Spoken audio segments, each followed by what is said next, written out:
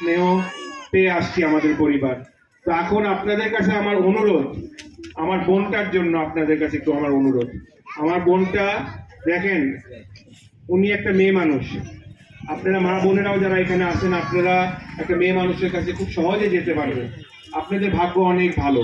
আমাদের এই যে এখানে যারা বসে আছি না ডায়াসে, এদের একজন কেউ লাগবে না, কিন্তু আপনারা ডাইরেক্ট ওই নেত্রীর কাছে আপনারা যাইতে পারবেন। আপনাদের সুখ দুঃখর কষ্ট আপনারা ডাইরেক্ট বলতে পারবেন। আরেকটা দেখেন, উনি একটা মহিলা মানুষ হয়ে গত সরকার তাকে জেল খাটাইছে। আমার চাচা কামাল ইবনে ইউসুফ সাহেব পাঁচবার এমপি, তিনবার মন্ত্রী, কিন্তু একবারও তার জেল খাটে নাই। কিন্তু তার মেয়ে, তার জেল খাটতে হয়েছে কেন? সে বিএনপি করে দেখা, সে ফরিদপুর মানুষকে ভালোবাসে দেখা, সে ফরিদপুর মানুষের পাশে দাঁড়ায় ছিল দেখা। না হলে সে কামাল ইউসুফ সাহেবের, দেখেন কামাল ইউসুফ সাহেবের মেয়ে, বড় মেয়েরা কিন্তু আপনাদেরও ঘরে বড় মেয়ে আছে, বড় মেয়ে কিন্তু অনেক আদরের হয়।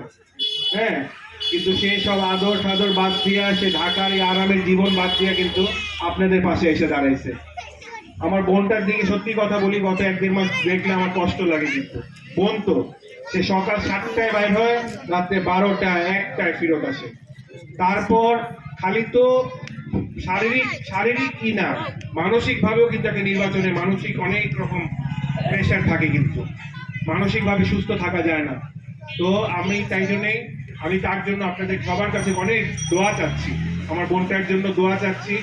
সে অনেক কষ্ট করতেছে আপনাদের জন্য, আপনারা তাকে একটু সুযোগ করে দিয়ে ইনশাল্লাহ, খালি সে না, আমরা পুরো পরিবার, পুরো দল আপনাদের সাথে থাকবো, আপনাদের জন্য কাজ করবো ইনশাল্লাহ। আগামী কাজ করবো।